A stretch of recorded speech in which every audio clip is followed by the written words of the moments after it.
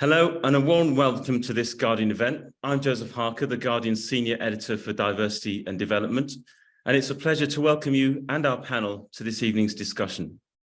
Tonight we'll be discussing the research on the history of the Guardian's founders and their links with transatlantic slavery, why it matters and what it means today. Tonight we're joined by over 4,000 people and over 400 questions have already been submitted. Because of this huge demand, we've extended this event by 15 minutes to 8:15 p.m. UK time.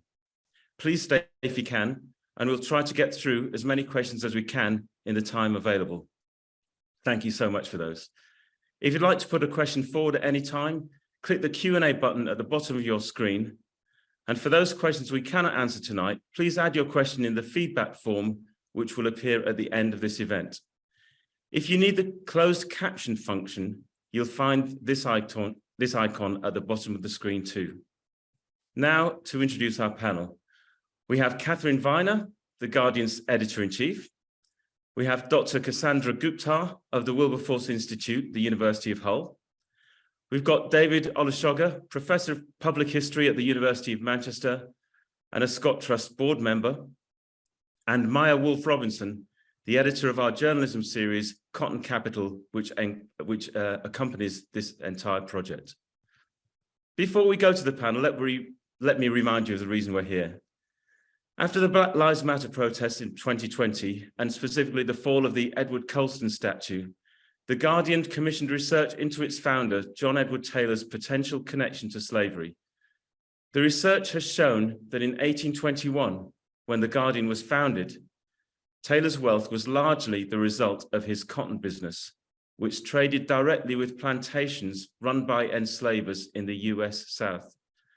Not only that, but nine of Taylor's financial backers, nine of his 11 financial backers had made their money via slavery-produced cotton, and one of them actually co-owned a plantation in Jamaica and was therefore a direct enslaver.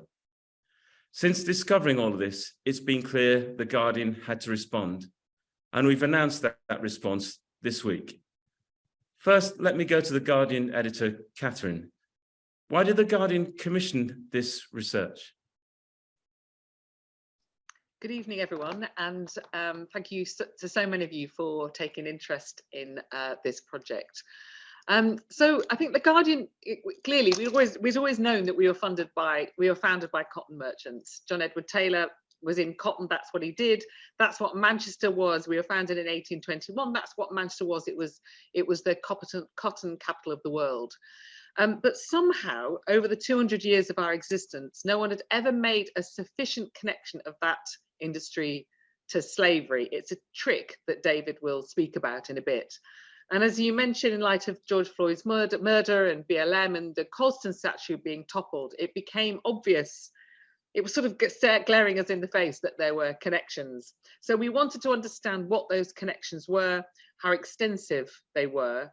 And you know, the foundational history of The Guardian is one we've talked about for 200 years. It's an inspiring one about being founded in light of the Peterloo Massacre in 1819, which is when 18 citizens were sort of cut down while they were protesting for the right to representation in Parliament. And we wanted to understand the entirety of our history, I guess, not just the good parts. Thanks very much. And Dr. Gooptar, could you tell us what you uncovered in your research and how you went about it? Hi, good afternoon, everyone. So there were very key findings that we found, and we split it into 3 reports. So the research essentially took place over the course of 2 years, and it was split into 3 reports. So part 1, part 2, part 3. The first report, we found that Taylor, of course, was a cotton merchant, and he had early dealings with cotton on not really a grand scale. But the report also found something interesting, which is that he was agents for a particular large cotton conglomerate called the Struts. The Struts were importing cotton from various parts of the world. We're talking about Brazil, the US, British West Indies, Guyana, Suriname, for example. And so that really helped us to get a toehold into finding out more about where Taylor's wealth was coming from, where some of his wealth was coming from. So him being an agent of the Struts, allowed us to look at the Strutt's financial ledgers at the Derbyshire Record Office. And that's where the smoking gun came about, where we found the invoice book, a very small book that held various firms and their names, but included in those firms is Shuttleworth Taylor and Company, who is Taylor's firm. And what was below those firms were initials. And what preliminary research showed that those initials represented very prominent enslavers in the Sea Islands.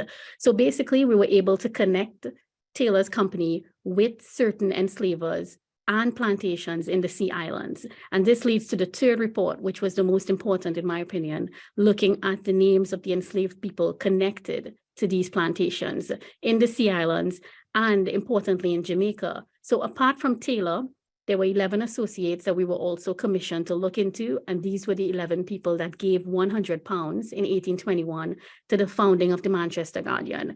And so one of those funders, his name was Sir George Phillips. He was a very wealthy textile merchant, very wealthy West India merchant. He had dealings with both cotton and sugar. And what we found was that he was part of a firm called Boddington, Phillips, and Sharp, and they were co-owners of enslaved people in Hanover, Jamaica. The name of the plantation was Success Plantation. So in 1821, when the Manchester Guardian was founded, George Phillips gave the £100. He was the owner of 122 enslaved people on this plantation. And so that's why we try to look at the names of these enslaved people using the registers for enslaved people. We try to highlight as much names as we could for both the Sea Islands and Jamaica. We have mainly first names, of course. Some of the names include Nanny Grignon. If you look at the report, there is information about her ethnicity in Africa. She has branding on her, she has scars, so it gives a little story about the enslaved people. And just to summarize, just to close off, one of the most important names I think we found was Granville, and he was an enslaved person on Success Plantation who was termed a prisoner for his involvement in the Christmas uprising. And what was important about him was that he highlights the resistance of the enslaved, and he was connected to the Success Plantation. So unfortunately, he was executed, but his story is something that we hope to do more research on and find more people like him connected to Success Plantation and the Guardian, but highlighting their stories of resistance. Thank you. Thanks very much. Thanks very much, Cassandra. So we have the story where 10 of the 12 funders and founders had connections with the cotton industry in the southern states of the United States, and one was in particular a direct enslaver in Jamaica. David, you're a historian and also a Scott Trust board member. Now we know all this information. What do you think it means for the Guardian? Thank you, Joseph. I think it means that we are in a trajectory on a journey that many British institutions are on, and many British institutions will eventually, I believe, have to be on, which is recognizing honestly our history. The scale of the Atlantic economy, the economy of sugar, cotton, the slave trade itself, all of the other ancillary trades around the enslavement of Africans, was absolutely pivotal to the development of modern Britain in the 18th and early 19th centuries. And there are thousands of organizations who have these similar connections. So far, what we've seen is it's been, first of all, universities and charities who have been at the forefront of coming forward and recognizing this history. One of the great ironies about the history of slavery and the Atlantic slave trade is that those who made great fortunes very often then wanted to lavish some of that money in philanthropic forms. I mean, we'll all remember the name of Edward Colston, whose statue was toppled in Bristol in 2020. Well, his statue was there because he spent a vast amount of his wealth, which was generated from being involved in the Royal African Company, the most prolific slave trading entity in British history. He spent it on philanthropy in the city of Bristol. So very often it is universities and charities who've had these connections, but by no means only universities and charities. And I think what's happening is many more organizations are on this journey. Now, I guess what we have to hope is that the Guardian has reminded or made a lot more organizations in their leadership think about those connections and that the journeys that they need to embark upon. if you take just this year, the beginning of this year, I think it was end of January, the Church of England issued a similar report to the reports that Dr. Gooptar has engaged in, revealing links between one of their financial institutions and slavery in the Caribbean.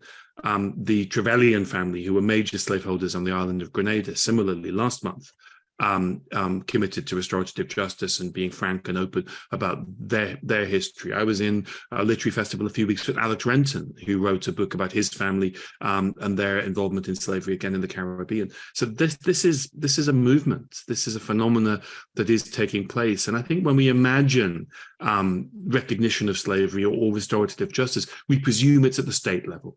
We presume it's governments and nations who do that. Well, I think governments and nations are being left behind by institutions and their leadership. I mean, this is, I would say, demonstrably not a great time to look to our leaders for leadership. And I think it's coming from the bottom up, not from the top down. Thanks very much, David. And now over to Maya. Maya, you've been in charge of this sort of huge editorial project. Could you just tell us what your aims were and what you're hoping that readers will gain from all the coverage? Yeah, thanks, Joseph. And thanks to everyone who has come along tonight. I should first of all say that it's a mammoth team effort. We've worked with a really incredible array of people outside the Guardian, as well as some of the most talented people inside the Guardian. And so a huge amount of writers, historians, artists, developers have all kind of come together to create the Cotton Capital series. And I think at the beginning, in terms of the aims, it felt like, as David mentioned, the other kind of organizations that have done this kind of work, this kind of research into their own histories, have been universities or banks. And we're different because we're a media organization. And so that essentially really presented an opportunity that we can use that to reach a really wide audience, and we can tell these stories and make these links, and we can do that using kind of the array of different ways and different platforms that we have as the Guardian. And so that was something that was really important to us. So kind of however people like to understand information, whether it's like, someone who's going to sit down and loves to read a magazine, then, hold it up, this is sort of coming in this Saturday's Guardian. There's a print magazine with lots of beautiful essays. But if you're someone who likes to consume information visually, then there's an amazing interactive that we've launched online this afternoon. If you like to watch videos, then there's also a brilliant one that features David and Cassandra that has gone up at the beginning of the week. There's TikTok. If you only have a minute and a half and you want to get the gist of what we're doing here. So that was something that we knew from the beginning that we wanted to really use. And then in terms of kind of what story we were telling, I think, this is, as Kath mentioned, The Guardian has a pretty well-known origin story about being founded after Peterloo, and that's a story that is still true. And this is our opportunity to add to it, and it's not kind of reversioning it, it's expanding it, it's kind of making it more complex, it's adding layers and adding details, and reinserting the people that weren't part of that story. So some of the the enslaved people that are linked to the Guardian founders that Dr. Gooptar found in her research, we thought was really important to print their names and reinsert them back into this story. And the kind of framing of the project was really inspired by something that David said early on, which was that this period that we were founded in is one of the kind of least explored or least well understood in terms of British involvement with transatlantic slavery, this kind of post-abolition period that maybe David can expand a little bit more about. And so we thought that was a real opportunity to tell that story and explore it further. Thanks very much, Maya. Now, Kath, we've heard from everyone about this project. Now you're looking back on what we've discovered. What would you like the lasting difference to be that the Guardian can make? I mean, that's a big question. We're seeing this week as sort of the start of a process rather than the end, and we're very interested to hear from our audiences all around the world for what ideas they have. I mean, I think specifically we would obviously like to diversify the Guardian and the media more generally. It's still incredibly diverse industry. We've got some specific restorative justice funds for the regions that we've proved connections to the Guardian. So that's Hanover in Jamaica and the Sea Islands in the US. And the plan for that is a real sort of deep collaboration with descendant communities to, so that they tell us, they talk to us in that way, and somebody will manage that on our behalf. There's ongoing historical research. There's still quite a lot of questions. We still think there's quite a lot more to understand.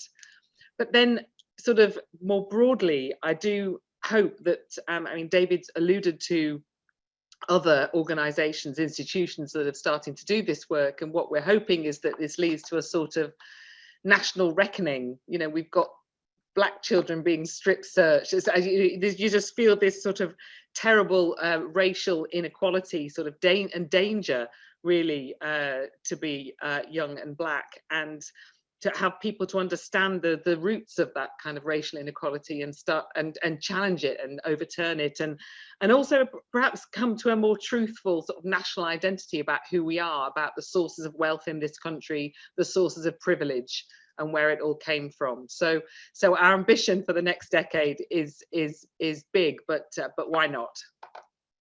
That's great. That's great. We've had over 400 questions sent in advance for this evening, so I'll start in a moment by touching on some of the most commonly raised themes. But also, if you'd like to send in questions as you listen along to the discussion, please do so using the Q&A button at the bottom of your screen, and we will put some of your questions to the panel later. I should also point out that because this is such a significant moment for The Guardian, that even if we can't answer all your questions tonight, we will look at all of them. And please add your questions in the feedback form if you'd like us to look at them. We hope to be able to answer some of those questions over the next few days, but beyond that, all of your responses will guide us on our journey as we continue and as we formulate and finesse our plans for restorative justice and for our editorial coverage over the months and years to come. First, David, if I could maybe come back to you. You're a historian, and some people will say, this is all 200 years ago. What does it, it's ancient history. None of us were born there. None of us were alive then. Why should we be interested in, and why does it matter today? I think it's interesting, before answering that question, to sort of deconstruct it. It is a question I'm asked all the time, but I'm only ever asked that question about my work to do with empire and slavery. My other specialisms are the history of British houses and British cities and the First and Second World Wars. No one's ever suggested to me to justify why we study the wars of the 20th century. I've never done television broadcasts on Remembrance Day. I've published a book on the First World War, and no one has ever, in all of the talks I've given, all of the events I've been, all of the boards I've sat on discussing the Second and First World Wars, no one's ever asked me to justify why that history matters. So I think it's very interesting to work out that why it is that the histories of enslavement and the histories of empire need and are demanded to constantly justify themselves. It's the only form of history. And I'm almost every day, somebody will on social media tell me why am I raking up the past, which is probably a lot to do with the fact that I'm a professional historian. But again, it's only those issues. It matters for the same reason that all history matters. And it doesn't matter any more or any less, but this history is part of history. It's an equal part of history. I don't think we've been asked as an organization to justify why we talk about our links to the Peterloo massacre. So it matters as all history matters, but I would argue that it matters in this moment, in the years we've been living through acutely, because two things came from the world of Atlantic slavery. First of all, it was at the time the biggest forced migration the world had ever seen. It is an astonishing demographic reordering. There are islands in the Caribbean, there are parts of South and Central America, parts of North America, in which the population are of African descent. It reordered the economics of the world. If you think about cane sugar, which is an Asian crop that the British grew on islands in the Americas by Africans for consumption in Europe. It is an astonishing economic and demographic reordering of the world, and it left behind descendant communities for whom this history is family history. And it's deeply important that we recognize that for some people, this is absolutely fundamental to who they are, and that is just as legitimate as any other form of history. But it matters for another reason, because the other legacy of the Atlantic slave trade, of New World slavery, of the forms of legal and conceptual frameworks that were built around slavery is the race idea. Concepts of human inferiority and superiority, stereotypes that are active today in our society. You can see those stereotypes being formed in books, in documents, in pamphlets, in work by lobbying groups of doctors who worked on plantations. You can see those ideas that are still with us today emerging in the plantations of the Caribbean and the New World, in particularly the 17th, 18th, and 19th centuries. So we're still living, as Fanon said, we're living in the ruins of this world of empire and slavery. These ideas are still damaging the lives and life prospects of people today. So I don't think this history needs to justify its place in the world of history or justify why it's interested more than any other history. But I do think there's very specific reasons why this history in particular is deeply relevant. And I long for the day when it's not that relevant. Thanks very much, David. Just to get out of the way, there was a number of questions that were probably, actually, I might be in the best position to answer them, because people were asking who decides where the money is spent, which we've set aside for restorative justice. And I just wanted to be clear to everyone that, this is not the Guardian specialism. Projects like the restorative justice aren't the Guardian specialism.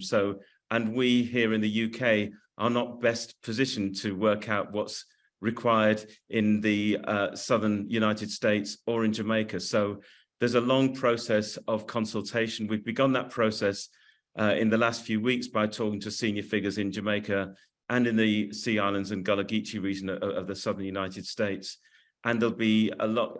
We're appointing a program director who's an expert in project delivery, who'll be able to guide us on this path. But there will be lots of conversations with the people in the affected descendant communities before we ever decide how we're actually spending any of the money. Katharine, there's another question on kind of in a way, on similar lines about our plans. And someone's asked, the Guardian believes these findings. How does the Guardian believe these findings will change its daily editorial coverage? It's a really big question, and as I said before, I sort of think that we're seeing this as week one, and we've been talking to our staff and starting to talk to our readers as well about how they think we should answer that question. Most obviously, we are appointing more community affairs correspondents to cover community affair issues in the UK and the US. We are appointing, international coverage is already very important to the Guardian, but we think we should be doing more coverage of the Caribbean, of parts of Africa, South America, and so on. We're expanding all of our student journalism schemes to train young Black journalists or young journalists, people of colour. And we're also looking at developing sort of mid-career journalistic programs for more senior journalists. And so it's about day to day, though. I think that's almost a more immediate question about, because everyone who's read this research or been through a project like this, you just see the world completely differently. And so I think it's about sort of really approaching our news coverage through that lens as well. Thanks very much. And Maya, you're not only editor of this project, but you're also based in Manchester, and Manchester is the centre of all of this.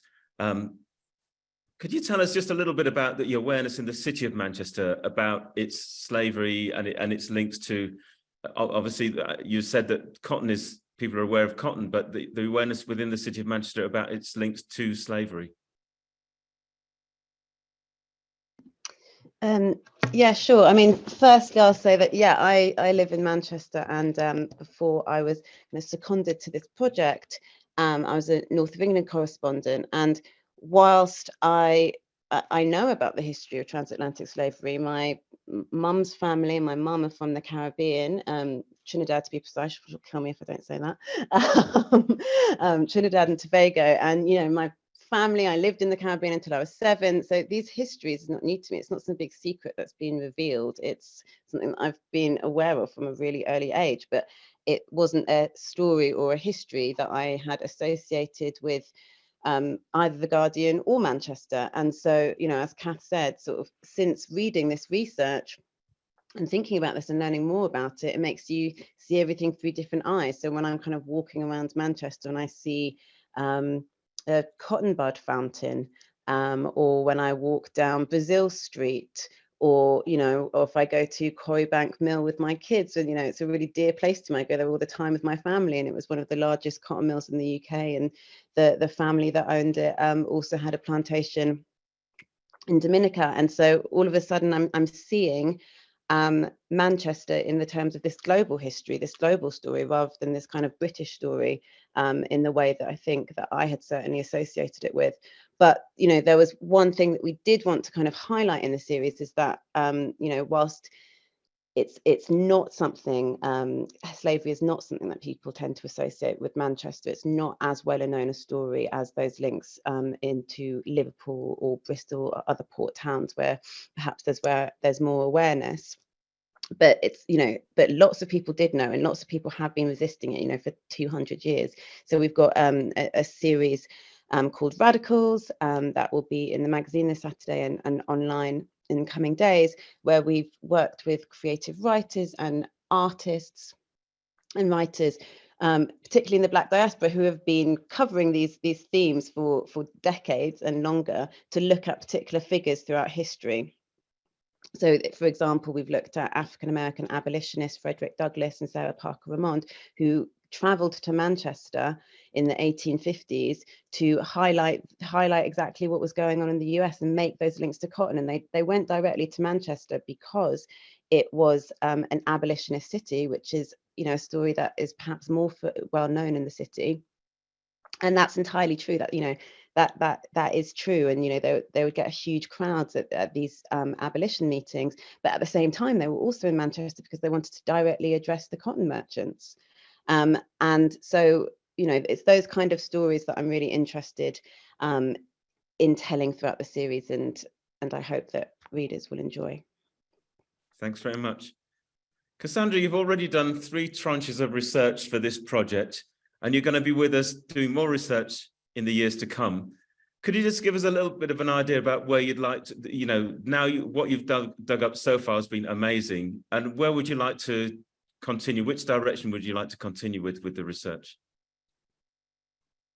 Thanks, Joseph, for the question. So I think there were many recommendations that we made in all 3 reports. And I think for me and the team at Wilberforce Institute, I think some of the most important things that we want to uncover is to look further at the names of the enslaved people and see if we can trace more of who they were on the plantations related to success. But also we want to look at Brazil as well, because the Struts had a lot of cotton coming in from Brazil. And so Taylor was connected indirectly to Brazil as well.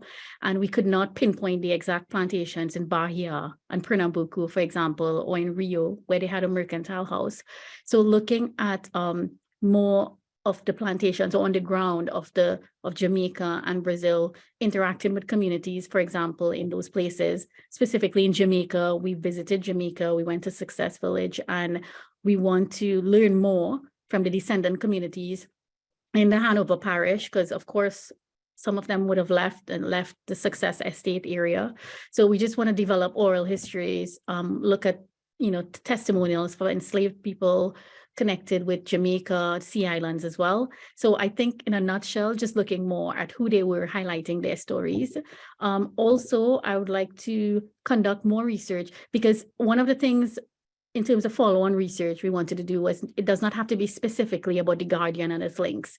It can be about broader research that's connecting cotton, Manchester, and the Caribbean, you know, bringing together the US, the Caribbean, Africa, and the UK into so that we learn more from each other and the histories.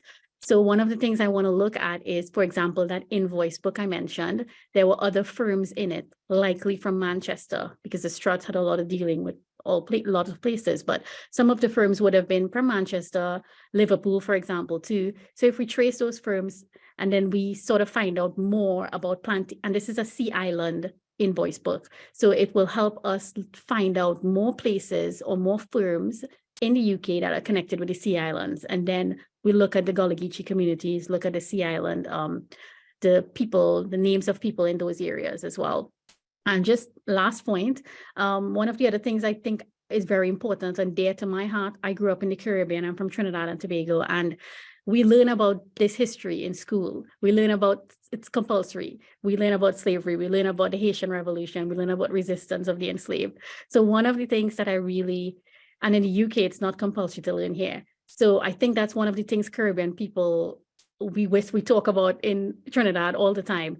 We don't understand why, given Britain's long imperial history. So one of the things we want to work on too is getting this information into schools. It doesn't necessarily have to be about these reports, but research like this going on. We want to make resource packs that connects to the schools. So it's not going to stay in an ivory tower or in a fancy, PDF or anything like that. We want it to actually resonate with the students so they learn more about their history, not only here, but the students in Success Village I'm talking about, or in Jamaica or in Trinidad. So that's something that I hope to do, and Wilberforce Institute hopes to do with this follow-up research. Thanks very much. And maybe I should just make sure everyone understands that when we talk about the Sea Islands, it's a group of islands off the coast of Georgia and South Carolina. And the Sea Islands at the time were famous for growing a certain kind of cotton, Sea Island cotton, which was the best strength cotton and the longest yarn. And so it was the kind of most productive for the in terms of growing cotton. And the people who lived in that region are known as the Gullah Geechee people. And they're a very strong and tight-knit community which has survived for centuries without, and has lived a lot around that region of the Sea Islands and along the coast of Georgia and South Carolina for centuries. So that's the terminology that we're using. That's the geographical region that we're talking about. David, we've had a few people were asking, is there any sort of accurate estimate of the proportion of the British economy during this era, during the 19th century, and the Industrial Revolution, the proportion of that economic activity that could be connected to slavery? Well, there are estimates. Given that those estimates are different to the ones we had 10 years ago, accuracy is a moving target when it comes to history. And this sort of forensic historical accountancy is a specialism of economic historians that is immensely complicated. But the figures that I tend to use are those by Klaus Ronbach of the University of Gothenburg, figures he derived in 2018, working on work that had been done by other historians like Stanley Engelman and David Eltis. Now, his estimates are that the GDP of Britain in 1800, so 7 years before the end of the Atlantic slave trade, was about 5.7% derived from the Atlantic slave trade. But of course, the trade in enslaved people is one part of a much more complicated figure, nexus of trade. Of course, what we're mainly talking about here with relation to the Guardian is the processing of slave-produced goods. So Ronbach estimates that if you take all of the ancillary industries, the trade in enslaved people, the trade in the goods produced by enslaved people, and of course the trade in goods that were required by the plantations that produced very little themselves, it comes to around 11% of the British economy by the early 19th century, which is about what the financial services is in the modern British economy. So pretty big. And obviously, yeah, it's highly significant. And of course, one of the other ways in which the money from slavery makes its way into the British economy is in some ways about chronological chance happening. At the end of the 1830s and 1838, the 47,000 slave owners are compensated £20 million, the biggest bailout in British history until 2008, 2009. There's lots of ways of calculating historic figures and translating them to modern sums. The most modest is that it's around 16 to 17 billion pounds. But that money is paid at exactly the moment, the late 1830s, when there is a railway boom. There is going to be what is called railway mania, which is going to go on into the 1840s until there's going to be an economic crash. And so vast amounts of that money was invested in railways. If I had been able to come to London and do this event from King's Place, I would have travelled on the Great Western Railway line, which has money we know invested in it from both slavery and the slave trade, but also compensation at the end of slavery.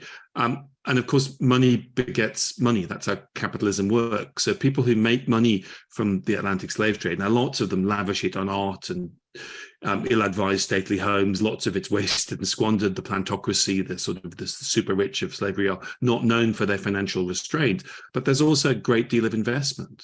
So this is one of the reasons why so many organizations have these links that they are yet or in the process of discovering, is that people who were players in this world were players in one of the most complicated, one of the most sophisticated forms of capitalism there was. So many aspects of the modern financial systems were pioneered in the world of empire and slavery. So a lot of these people have incredibly complicated nexus of investment, as Cassie's work has shown with the cotton brokers behind The Guardian.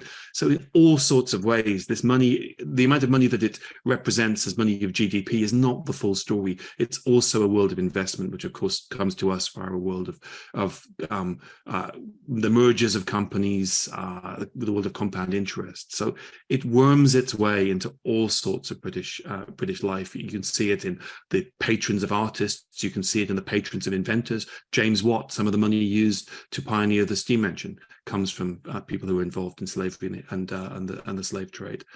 So it's not like that 11% is behind a firewall and sealed. That 11% merges with the broader economy. Well, thanks very much. It seems like it's just literally everywhere. Yeah. Kath, can I come to you? A question's been asked. There's in the US and the Caribbean at the moment, there are kind of growing calls for reparations from descendants of the enslaved. They're slightly different in the US and the Caribbean, but they share the same thinking that something should be done in terms of restorative justice for those people. Now the Guardian, we're embarked on this for ourselves. People are asking, what can the Guardian do, or will the Guardian be doing things to support the kind of growing campaigns for reparations the other side of the Atlantic? So in terms of what the actual reparative justice will be, we will obviously be talking to sort of descendant communities, and we've already had a team go to Jamaica and start those conversations. Joseph himself was involved in that. But I think it's really interesting, the idea of a campaign. I mean, we tend not to campaign as a news organisation, we tend to report. And so perhaps our way would be to report in depth on these issues. But I really hope that what we've done and what we're doing is useful to people in their campaigning work, because we've tried to do it in a really comprehensive way, to sort of really lean into the new information and sort of make sure that nothing is swept under the carpet. Thanks. And even just this week, we had Professor Vereen Shepherd. We reported on her making a call for Britain to live up to what the Guardian has done, and in terms of how it compensates its former colonies. So that's right. I mean, I mean, there are lots of institutions need to do this, but also what lots of people in the Caribbean are saying to us, we want the British government to start doing something, and the Dutch government and the French government, the Belgians. I think there's so many governments that need to look into this, not only institutions. And there's a question I think I need to put to both you, Kath, and also to David. Maybe David first. Someone says, how do you respond to those who might accuse you of this whole project of just being virtue signalling? Well, I'd firstly remind them that virtue signalling was made up by a journalist at The Spectator, which I think is the thing to remember whenever people accuse it. I think it's a silly accusation in this case, because what we're signaling is something that's not virtuous. What we're acknowledging is something that we're deeply saddened by, a truth that it is much easier to ignore. So, I mean, it's normally, most of the time, it's a silly and vacuous accusation. I think in this case, it's just materially, so obviously, the opposite of what we're doing. Yeah, it's just not serious. I think what we've tried to do here is do something really, really serious and historically significant, and I think it's just not a serious accusation. Thanks very much. It just perhaps shows the limits of what people have got to have a go at us about. Okay, thanks. And Maya, could I ask you the next question? That someone said Jamaica has been highlighted in our coverage, but they said there are many other British colonies in the English-speaking Caribbean. Shouldn't we be covering them too as part of this project? I mean, I absolutely, you know, I'm really looking forward to us doing more coverage of the Caribbean and the roles that Kath mentioned. I'm so excited about that. But for this series, what we decided to do was to kind of to follow the research and follow what where that took us and tell those stories. And so that's what we did. You know, it followed that the research took us from Manchester to Jamaica and also to the Sea Islands off the coast of the United States. And final question before I go to the live questions from tonight. To you, Cassandra, someone said that their ancestors were prominent in the Manchester a forebear of mine, Thomas Hodgson, a question from Tim Paynes. A forebear of mine, Thomas Hodgson, was a slave trader and enslaver. His sons were abolitionists. I cannot afford any kind of adequate compensation. They're asking, do you have advice on what they should do or how they could find out more information about their family's involvement? So just to clarify, so their family were enslavers or abolitionists? Yes, yeah, both. Okay, so so what they can do in Manchester, you have, for example, the Manchester Central Library, the archives there, you have John Ryland Library, but you can go there and look at the Manchester Chamber of Commerce records. That's at the Manchester Central Library. So you are able to find real live accounts of what they actually said at the time, the members, who was president, for example. You can see if a name sticks out. What helped me, because this first part of research was during the pandemic, so a lot of the archives were not accessible. So you can also email these archives and they could send you digitized copies of things, the catalogs, for example, but also you can ask the archivist for help and they can send you digitized images. So you don't have to be in the UK actually, or in Manchester. And also what was really a good starting point, I think, in this type of research is you look at the trade directories, which are online. So look at the trade directories, pick a time period which you may know your family was involved or active in, and you can find the trade directory and what their occupation was, for example. Then from there, and you can find the name of the firm as well connected with them. When you find the name of the firm, go to the London Gazette. And then you can find more about the information, who were the partners, when did they the partnership dissolve, things like that. And then you can go on Ancestry and then look at the archives and things like that. So I think a good starting point is the archives and then trade directories and London Gazettes. The British Newspaper Archive is also an excellent source. Obituaries are really a gold mine. So try and scour the British Newspaper Archive for anything you can find as well. Thanks, that's really helpful for our budding detectives. I'd now like to open things up to you, the audience, and the questions that you've sent in tonight. Again, if you want to put in a question to any of our panel members, just use the Q&A button at the bottom of your screens. The first question I'd like to take is from Mario Torrigino, who sent this evening. And David, you asked about British institutions looking at their history, and he asks, how can we spread this sort of activity to US institutions? He said that the information that we know about the US should shame them. Well, in some ways, it's American institutions were, I think a few years ago, you would say were ahead of British institutions. There's a group of American universities, the University Studying Slavery, the University of Virginia and other universities who've been engaged in restorative justice, who in some ways very direct forms of restorative justice, because those universities themselves were slave owners. So I think this is happening in the United States. What's particularly, I think, significant about the story of The Guardian is I think it blows apart a false division within the way we understand slavery. We tend to think that Britain is only involved in slavery that takes place in the British Empire, that that's our only appearance on the stage, as it were. Britain is economically involved in slavery in other parts of the world and other countries. Britain abolishes the slave trade in 1807. It abolishes slavery itself and manumits the enslaved in the 1830s. But Britain remains involved in slavery, purchasing the goods and also investing in the development of plantations and the purchasing of enslaved people in the United States right up until the Civil War. Britain is economically involved in slavery in Brazil up until 1888 when it is abolished. 12 years before the start of the 20th century, British banks are selling financial instruments which are based on the future work, spliced up, complicated financial instruments based on the value and the future value of work of enslaved people on plantations in Brazil. So these connections, these histories, they don't fall neatly within national boundaries. When we talk about American slavery, we sometimes forget that American slavery from 1619, when the first enslaved people, arguably the first enslaved people, arrived in Virginia, right up until the Revolution in the 1770s, was British slavery. Washington, D.C. was, literally rather than figuratively a swamp, although actually that's a myth.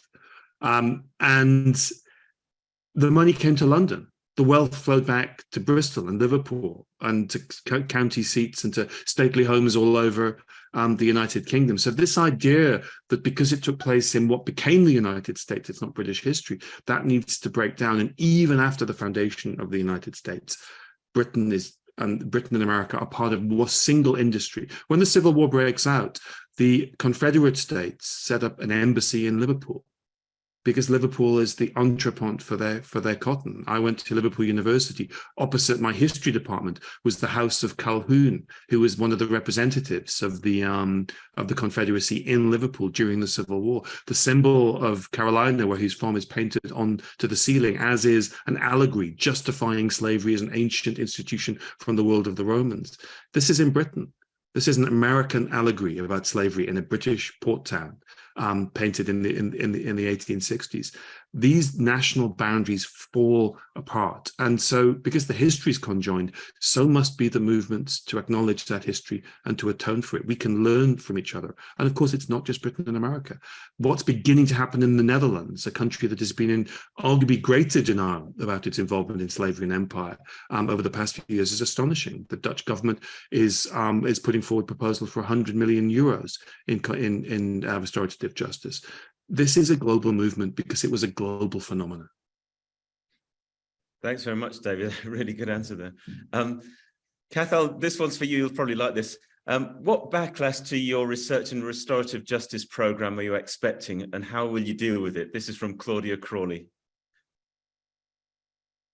Why would I like such a question? I mean, I suppose, we were, lots of people don't like The Guardian. Lots of people don't like the left, and lots of people feel very unsettled by anti-racism. And I think so when we're going to do a project like this, when people are incredibly protective of British history, for those outside of Britain, and those inside of Britain will certainly recognise that the sort of way the British people sort of talk about their history is like everything from the past has to prove how we're brilliant and exceptional people, and everyone's in quite sort of manic denial about the sort of full picture.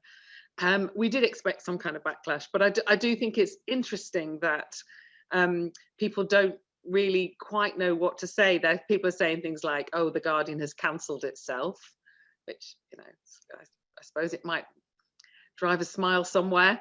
But I think there's something so righteous about looking into your history. Who can say that somebody wouldn't want to know the full story about where they came from, or the full truth about themselves? And I think people have I mean, there was a column in a right-wing tabloid in Britain which said, that if The Guardian is going to do something like this with such loose connections to slavery, then imagine what everyone else will have to do, which I thought rather proved our point. Thanks very much. Thanks. Question from Maya, or two questions from Maya. Someone's asked why, if you could explain why the project is called Cotton Capital, and also kind of slightly related, how did the Manchester Guardian react to African-American abolitionist speakers in the 1840s and 50s? And what was its stance on the US Civil War? Yeah, thank you. So we thought long and hard and had a few arguments, didn't we, about what to call this series. But in the end, we decided that we thought about kind of what's the starting point, and the starting point was the research into our roots and our history. And so we came up with cotton capital, partly as a nod to the period of when Manchester was the cotton capital of the world, and also a nod to the foundational wealth that created the Guardian, the capital, which was essentially, as Dr. Gooptar's research has proven, was derived from cotton, and therefore relied on the enslavement of African people who were also regarded as forms of capital. And what was the other question? Oh yes, so I guess that's been kind of really interesting, looking back through the archives at what we wrote about some of these subjects. I think Sarah Parker Remond, who I mentioned, who came to Manchester, and she gave this speech at what is now part of the Manchester Art Gallery, imploring that, speaking to the cotton merchants and telling the story of what was happening back in the United States, and how the enslaved people who were laboring to make those bales of cotton were not receiving a single cent. There wasn't a mention of that visit, even though we know it was packed out. And even though but we know that kind of would have been big news at the time, so we know that they would have been aware, the founders of the Guardian, they would have been very much aware of those visits. In terms of the general views to slavery, I mean, it's quite interesting. The research also showed that the founders were a mix, actually, of abolitionists. Lots of them had spoken out in favour of abolition. In particular, George Phillips regarded himself as an abolitionist, yet he himself owned a sugar plantation in Jamaica and actually went on to apply for compensation. So when slavery was ended in the British Empire, and the British government passed an act which was compensation for the enslavers, and the enslaved people got absolutely nothing, and they paid out £20 million, which was money back then. And as David just explains, that's an enormous amount of money that the estate only finished paying off in 2015. George Phillips himself actually applied for that compensation scheme, despite having spoken out in favour of abolition. And he actually applied for the value of the 108 people that he regarded as his human property. And that wasn't actually a successful claim, but partly because his partner, who he co-owned the plantation, his claim was successful, and so he did get a payout for the value of those people and the loss of that what was seen as human property, those human beings. And what's interesting is, so at that time, the Guardian as a paper was actually in favour of abolition. It was always very clear that slavery was an evil. But for example, when kind of doing editorial articles about the Abolition Act and the compensation scheme, they really championed that £20 million and said, that actually represents justice for the planter as well as for the slave, i.e., the planters, as in the owners of these plantations, the enslaver, that they thought that was really justice. And so that's the kind of, although it was, yes, kind of anti-slavery in the British Empire, that there was also those positions that were not also kind of sought justice for the planter. In terms of American slavery, that was a bit of a different picture. And so if you look back, again, it's kind of how your eye gets drawn to different things once you have different knowledge at the forefront of your mind. So if you look at the kind of the prospectus, the manifesto for what the Guardian was going to be when it was originally founded by Taylor, this had never caught my eye before, and now my eye goes straight to it. Right there, there's this paragraph which sets out that the paper was also going to be essentially a kind of a lobbyist or for the cotton manufacture, for that industry. That's kind of, it's quite, they said that's who we are for. That's who the founders were. That's probably who a large part of the audience was. And so when it came to cotton, the cotton industry was extremely well covered, and the stance on slavery in America was different. And so although the kind of line was, slavery is terrible, it should be ended, it's still, when it came to the American Civil War, the Guardian didn't back the North. It didn't kind of prize the humanity of enslaved people over this kind of, they kind of had this kind of argument that was about the self-determination, the right of the South, the Confederacy of self-determination, and couldn't quite bring themselves just to unequivocally back the North, despite the fact that they thought that slavery was evil and should be ended, but they was just not quite. They're not quite in the right way. Not now. And they also kind of famously wrote that it was an evil day that Abraham Lincoln was elected.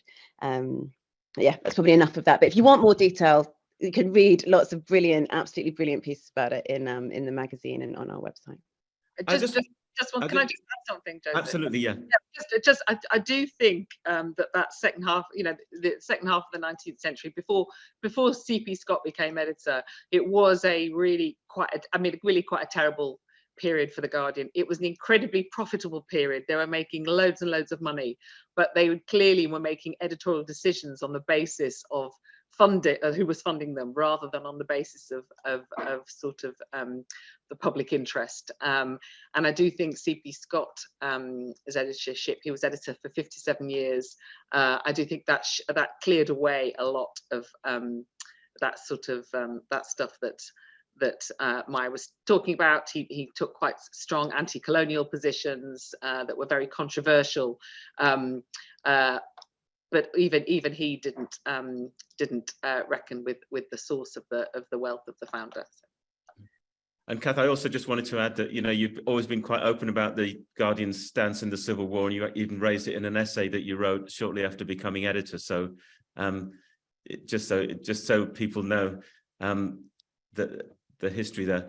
But I want to ask a question to our two historians, and Carol has asked, how do we manage to make it? How do we spread the word so that the whole country realizes how national the impact of slavery was on every part of our society? We've never really acknowledged its scale, but in practical terms, how can we try and let the whole nation know? And the similar in the US, I guess, but how can we do that? Maybe Cassie, you first. Yeah, sure. Well, I think that one way that we can let the country know, as well as other areas know, how impactful slavery-derived wealth was in helping to build Britain, is that we need to have more research such as this. And so in my personal experience, and I'm not criticizing anyone, it's that post Black Lives Matter movement in 2020 that swept across the globe, and here in the UK, I started noticing a lot more positions being advertised by universities, by institutions to look at this research. So I think that there is a momentum going on. I just think that it varies how public the findings become. And so I think that one thing that needs to be done is more commissioned research by independent researchers. It is not censored, as this research, it was not censored.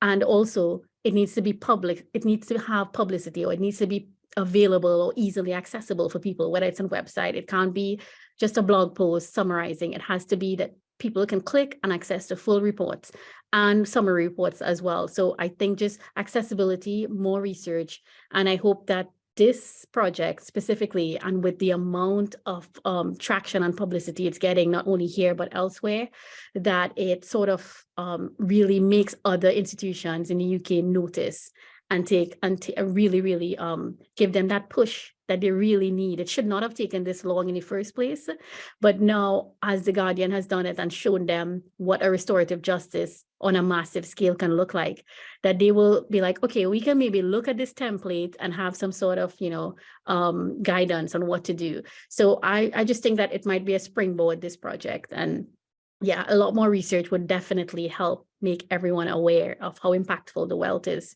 in building Britain. Thanks, Cassie. David. I think when we talk about slavery in this country, which is part of a conversation or a non-conversation about empire, we often talk about it as if it's a monologue, that we're going to talk among ourselves, come up with some judgment about whether the empire was on the whole good or bad. And I think that's breaking down. It was very interesting to watch the coverage after the death of the late Queen, because within a couple of days, what happened was voices from the Caribbean, voices from the United States, voices from India and all over the world entered that debate about the royal family, about its history, about its future, and particularly about the Commonwealth. And this idea that we can have a monologue in this country that is not a dialogue with the 2.5 billion people who are descended from citizens of countries that were former British colonies. I think that's breaking down. I think the tour this time last year by William and Kate to the Caribbean, I think was a real wake-up call. I really hope it was a wake-up call, because it revealed that those conversations are not going to go away, that they are global, that they're not something we can decide to turn off. They're not a political or intellectual fad or a fashion. I think we have passed a tipping point. The burial of this history was very efficiently achieved. It was a brilliant act of dissimulation and camouflage, and it lasted a long time. And the architects who it rendered this history almost invisible should be proud of their work. But I think we've got to the end of that phase when this history can be concealed, can be buried. It is. I think histories have moments when they almost like burst through the cracks in the paving stones, and they become part of conversations, part of the ether. If you think about what happened in 2020 after the murder of George Floyd, very quickly, that became a discussion about the curriculum at school, about statues, about the legacies of companies and corporations. That was an event about contemporary racism and violence in law enforcement in the United States. But in some ways, the key moment of that in Britain was about the toppling of Edward Colston, a man who at that point had been dead for 299 years. History just sometimes has the power to kind of raise itself and shape societies and shape conversations. Thanks very much, David. There's a question for you, Kath, which I think is important. It's coming from Yasmin. I think it's just important to address it at least. She asks, was there any reluctance to do this project? She said, were there any board members any Scott Trust board members who pushed back, and how did you win them over or convince them it was worthwhile? I mean, David sits on the Scott Trust with me, so he might be able to correct me, but from my memory, it was the reverse. People felt that it was an incredibly important thing to do and gave us their full support, full backing every step of the way. I think that's right, David, isn't it? Yeah, there was no resistance. There was a desire to want to know. I mean, it's easy to forget 2 years ago, before Dr. Gooptar's work, we didn't know. And that vacuum was something I think everybody on the Scott Trust urgently wanted to be filled. And we're very, very lucky that it was filled by someone as skillful as Dr. Gooptar. But it's there was no desire to sort of continue to live with that ignorance. We were desperate to know. We expected that what we find out would be not what we might want it to be, but that was never put forward as a reason for not doing the research. And there's another question for you, David, from Matthew Stallard. He asks, what do you think of the implications of this research for the city of Manchester? Well, it's interesting for Manchester. As Maya said, I think we've got to the point, this trajectory of this history re-emerging. I think everyone understands that Bristol and Liverpool, and to an extent London, has connections to the British part of the Atlantic slave trade and Atlantic slavery. Manchester has not really been in the spotlight, again, because our understanding of slavery is that what's relevant to Britain is the slavery that took place in Britain's empire, rather than that took place in the United States. But actually, if we think about the history of Liverpool, in some ways the economic partner of Liverpool, of Manchester, despite their modern day rivalry, it's arguable that Liverpool made as much money importing cotton from the United States as it did sending its ships, literally thousands of them, to Africa to take part in the Atlantic slave trade. This part of history in which Britain was not directly involved in enslavement, but was making money from enslaved people who lived in other parts of the world, has been the most forgotten of a chapter of a forgotten history.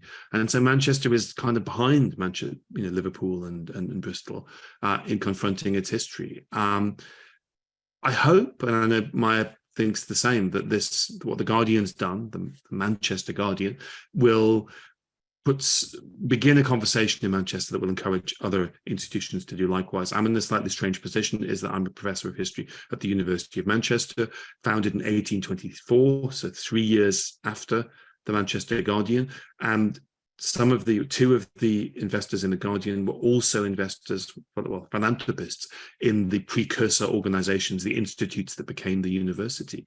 So directly, the DNA strands cross between the university and the Guardian. And there are many more institutions and organisations and buildings and families and dynasties in Manchester who have complicated stories to tell. So I like Manchester. I'd like to think Manchester would go on the journey that I've watched Liverpool go on in the past 30 years, where Liverpool has become a city with a museum of slavery, where slavery studied at the university, a city, quite a long way down a journey of recognising its history. Thanks. Can I just come in there as well, just to add Yeah. something that totally echo that from David. I'd be really pleased to see more institutions in Manchester and more people start to have this conversation. I think that would be really interesting, but kind of want to say just Matt Stallard, who asked that question, is part of some people in the city who are already doing that. He's done a brilliant project called Global Threads and has been part of the Cotton Capital Journalism, so the interactive that we launched today. But he has done some incredibly kind of groundbreaking research where he's telling some incredible stories. So I just wanted to talk about one of them, if that's okay. We're running very short of time, but okay, read about it at The Guardian. But read Henry Baker's story, which shows quite how intrinsically linked Manchester cotton and textiles were linked to enslavement. thanks very much, Maya. So, as I said, we're now nearing the end of this discussion. So before we end, I'd like to go for a final concluding thought from each member of the panel. And first, Cassandra, Dr. Gooptar, could you give us your sort of closing thoughts now we're sort of at the end of the first week of this project? Yes, sure. Very quickly. I just want to say it was an honor for me and people at the Wilberforce Institute to be involved with this project. And it is on a personal level, it really resonates with me, this type of research. And the fact that the research is translating into real world impact really means a lot to me personally. And I really hope that it is very encouraging, and I feel very motivated to do more research on this.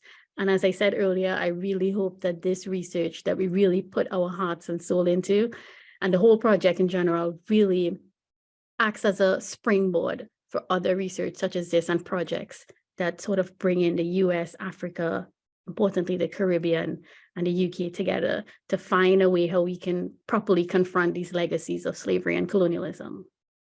Thank you. Thanks very much. Now over to you, Maya. Yeah, I just want to say, I guess, that it's been a real privilege to work on a project like this. It feels really important, and it's been a real kind of huge team effort, and have worked with so many kind of talented people, as I said earlier, both inside the building and outside and in different fields. And we're, as I said before, my day-to-day job is as I was a reporter, and that's very kind of day-to-day, and this is the longest deadline I've ever had, even though compared to lots of the academics and historians we've been working with, they've been pretty short, quick deadlines. And so I guess my concluding thought is that I really want to hear what people think. I want to hear, more ideas, and there's lots more journalism to come. It's an ongoing series. And I think something that David and Kath have both said is that this history is now part of who The Guardian is and who we've become, and that includes our journalism in this series. So it is ongoing, and we will have a regular newsletter that starts next week. So please do sign up for that and tell us what you think, and we'd love to hear from you. And this is all about a conversation and a collaboration. Thanks very much, Maya.